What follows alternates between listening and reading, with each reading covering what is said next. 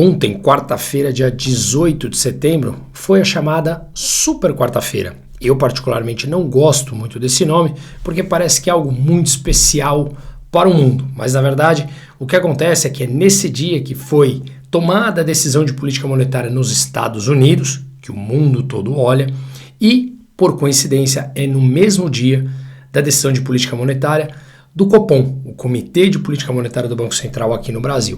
Portanto, os dois países mexeram na sua taxa de juros. Mas o que aconteceu nos Estados Unidos e o que aconteceu aqui são caminhos completamente diferentes. Fica até o final, porque isso afeta ao todo, não apenas aqui, mas os seus investimentos, estejam eles no Brasil ou fora. Vamos entender.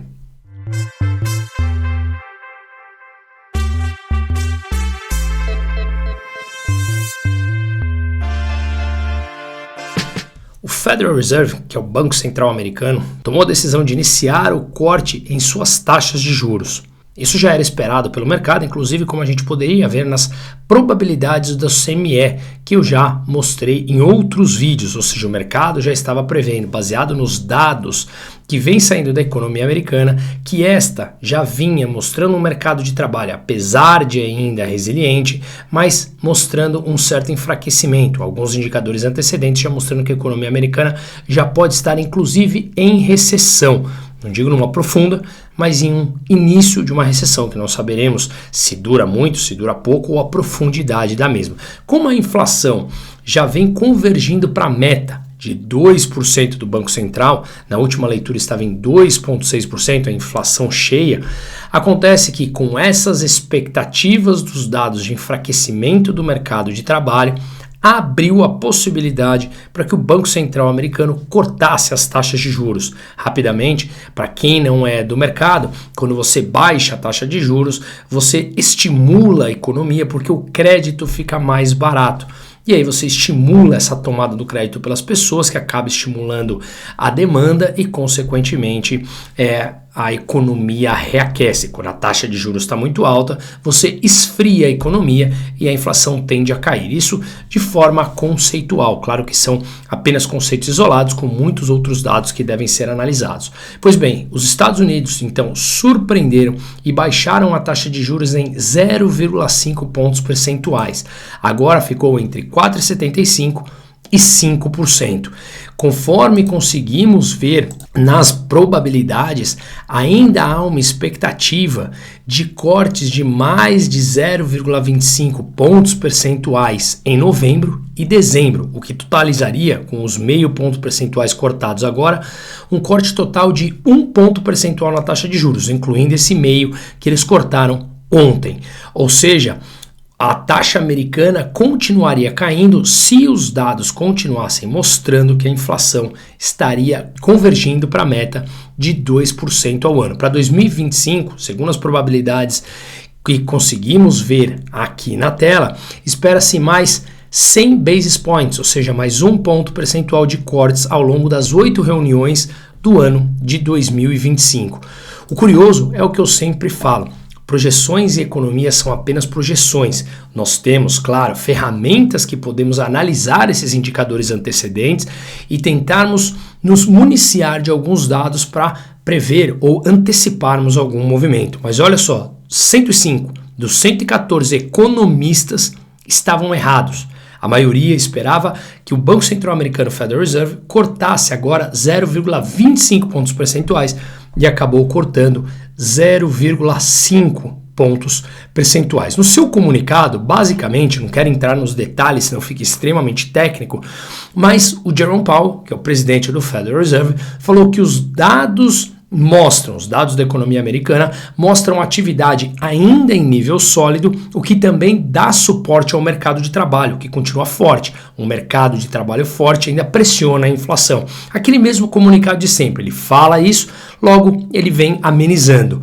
Ele falou o seguinte: nós temos grande desconfiança que a inflação está se movendo para a meta de 2%, apesar do ponto anterior do mercado de trabalho ainda forte. Abre aspas para ele de novo: não precisamos ter perdas no mercado de trabalho para levar a inflação para baixo e que eles olharão para as próximas reuniões olhando os pontos em cada uma dessas reuniões do Federal Reserve, para olhar os dados de perto, mais atualizados, para saber se cortam mais ou não. Ou seja, o famoso em cima do muro, como é sempre o comunicado deles, que muda um detalhe aqui e outro ali, mas falando, o mercado ainda está forte, mas a inflação vem convergindo para a meta, e já há sinais mostrando um determinado enfraquecimento no mercado de trabalho, mas ao mesmo tempo temos que tomar cuidado.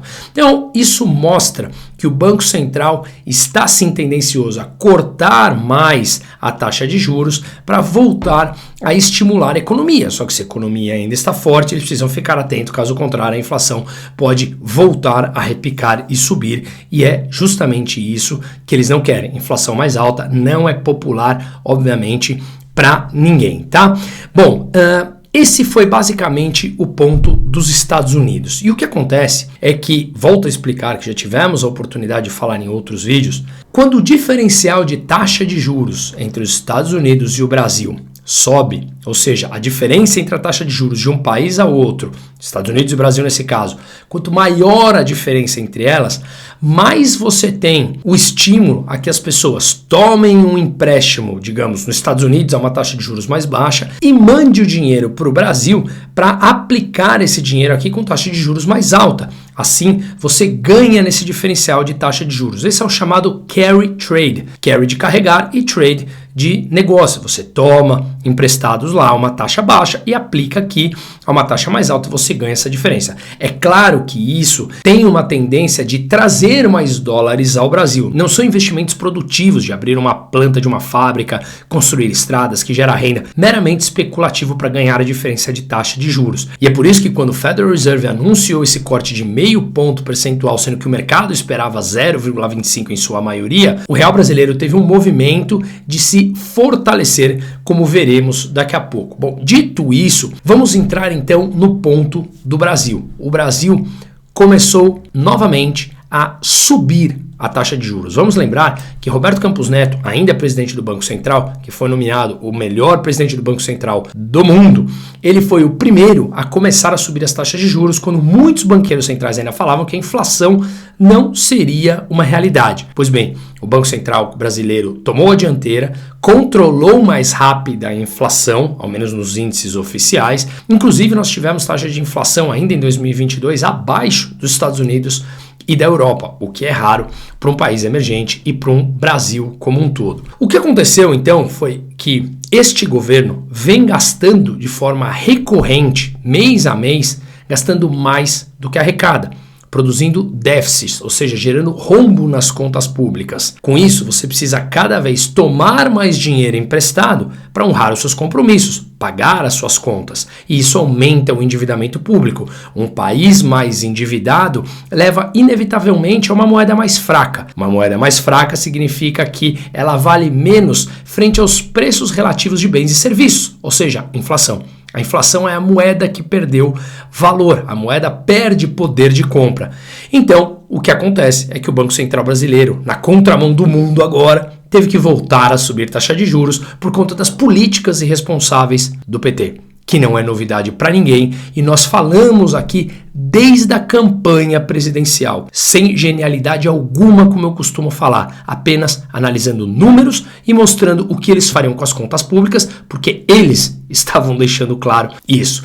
Pois bem, então o mercado começou, todos os bancos, gestoras, a curva de juros futura que mostra como o mercado está projetando as taxas de juros para os próximos anos, começou a prever que a taxa de juros no Brasil teria que voltar a subir, porque a inflação já estava mostrando expectativas de repique. Inflação para 2024 através do Focus e das curvas de juros futuro subindo. Inflação para 2025 subindo semana após semana na projeção Focus que é divulgada todas as segundas-feiras. Com isso, muitos inclusive já falaram que a taxa de juros no Brasil precisa voltar ao patamar de 12%. Na contramão do restante do mundo, como Europa, Estados Unidos, Canadá, alguns países da América Latina, que já estão cortando taxa de juros. O Brasil, irresponsável sob o ponto de vista fiscal, que deteriora o valor da moeda, precisa voltar a subir as taxas de juros. E foi exatamente o que aconteceu nessa quarta-feira. Quando os Estados Unidos baixou em 0,5 pontos percentuais, o Brasil subiu a taxa de juros em 0,25, subindo de 10,5 para 10,25. 9,75 e começou a subir novamente a taxa de juros num processo que pode continuar subindo, porque nada indica que esse governo vai cortar os gastos, muito pelo contrário, vai continuar acelerando de forma acentuada, aumentando o endividamento público, depreciando ainda mais o valor da moeda e, claro, desancorando as expectativas inflacionárias. Vamos lembrar que o Goldman Sachs falou: a alta da Selic pode ajudar o real, como eu falei, a moeda brasileira, por conta da diferencial da taxa de juros entre os Estados Unidos e o Brasil, que cresceu. Mas o compromisso fiscal é necessário para sustentar a apreciação da moeda brasileira.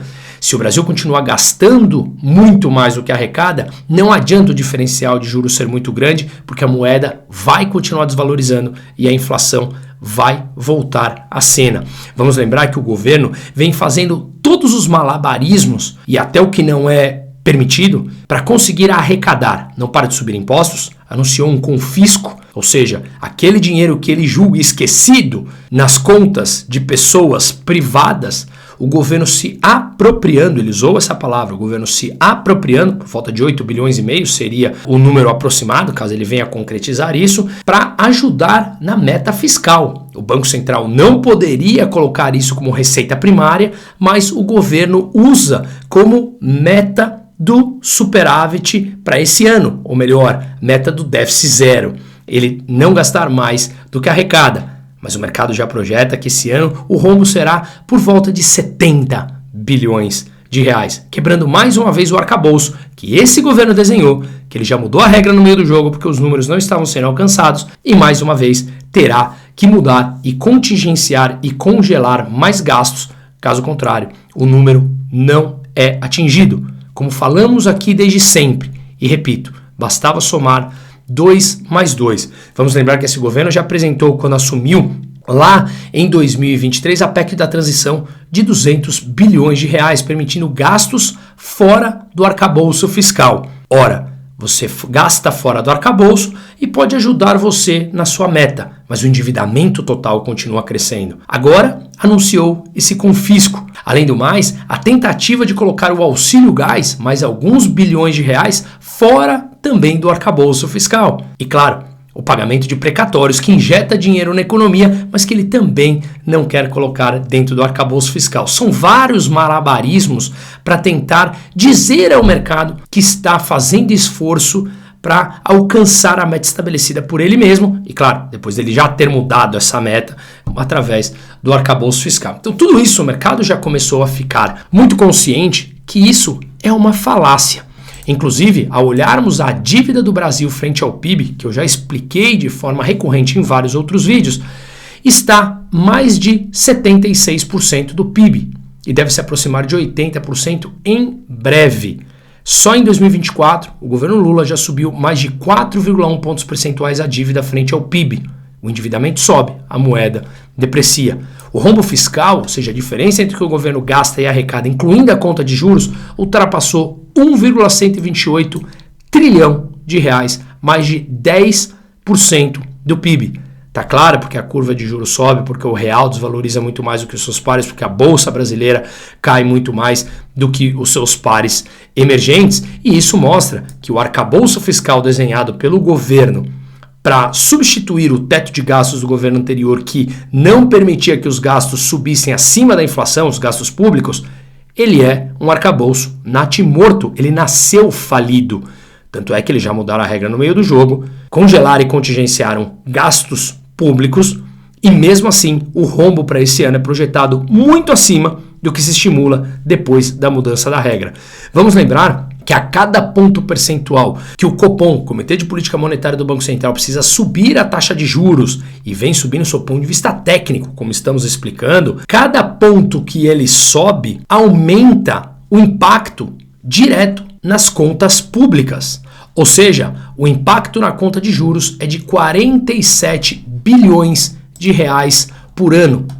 Olha só quanto que o governo já teve que pagar com juros da dívida, que bate recorde, quase 900 bilhões de reais. Ou seja, do déficit nominal que eu acabei de falar, de mais de 1,1 trilhão, 900 bilhões é gasto com juros. Por isso que esse governo, de forma irresponsável, coloca a culpa ou no Banco Central, ou nos empreendedores, ou nos empresários malvadões, muitos deles são amigos do rei.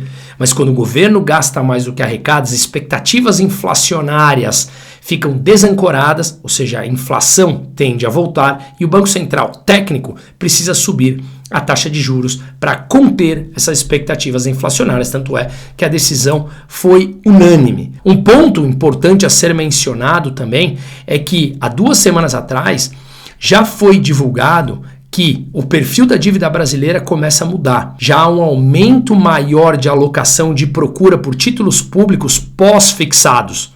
Ou seja, todo mundo esperando que a taxa de juros no Brasil tenha que subir e você empresta dinheiro ao governo, aqueles que querem emprestar, que compram um título público, alocam o seu dinheiro em uma taxa pós-fixada, atrelada à Selic. Se a Selic sobe, você tem um rendimento maior e fogem ou diminuem a alocação daqueles títulos que têm um índice variável como referência, como um pré-fixado ou o próprio IPCA+. Ou seja, esses títulos, eles tendem a ter uma parte pré-fixada que, quando a taxa de juros sobe, se você precisa sair antes do vencimento, você sai com prejuízo. E justamente por isso o perfil da dívida brasileira começa a mudar. A busca pelos investidores é: eu empresto dinheiro para o governo, mas eu prefiro investir a um pós-fixado, porque eu estou imaginando que a taxa de juros voltará a subir, e isso pressiona ainda mais o custo com os juros da dívida brasileira, porque como sobe a taxa de juros para conter as irresponsabilidades fiscais, essa parte da dívida, maior parte, que está atrelada a títulos pós-fixados, precisam remunerar mais os investidores. Só que o governo precisa desses investidores porque ele gasta mais do que arrecada e, portanto, ele precisa que alguém o empreste o dinheiro para honrar os seus compromissos. Portanto, não é à toa que o BTG já disse que o real pode bater 6 frente ao dólar. Alega-se, uma gestora com mais de 20 bilhões de reais falou que a inflação pode ultrapassar 7% ao ano e, consequentemente, isso faz eco no que a gente vem falando aqui. Sim, o real pode passar de 6. Sim, a dívida pública do Brasil frente ao PIB ruma frente aos 100%. E o orçamento do Brasil, que já tem 93% dele direcionado para manutenção da máquina pública com gastos obrigatórios, sobra apenas 7% mais ou menos para gastos discricionários, ou seja, os gastos não obrigatórios. Estamos falando por volta de 200 bilhões de reais. É completamente insuficiente para manter o país crescendo.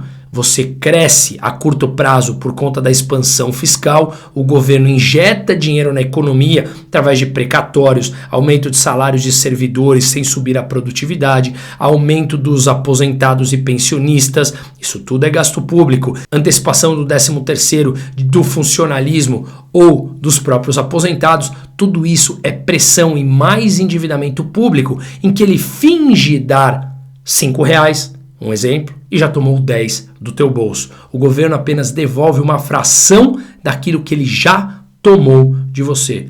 E sim, nesse ponto, não sabemos se o real pode ultrapassar 6 ou onde pode parar a taxa de juros. A verdade é que as contas públicas estão chegando em um nível insustentável. Diversifique. Aqui embaixo no link, aqui embaixo no descritivo, eu deixei um link nos comentários fixados também, onde você pode entrar em contato para nós falarmos sobre a parte de investimentos. Atenção com as contas públicas. O poder de compra da nossa moeda seguirá caindo e o governo brasileiro segue para um caminho de shutdown se o nível de gasto público continuar crescendo no nível que está. Muita atenção ao Brasil. O próximo vídeo que eu vou subir é justamente sobre a Argentina, que está caminhando em uma direção completamente oposta e acabou de divulgar um superávit semestral. Primeira vez desde 2008. Veremos como a mentalidade e a política que está direcionando o país vão completamente em linha oposta. Seguimos. Atenção com o Brasil e me coloco à disposição.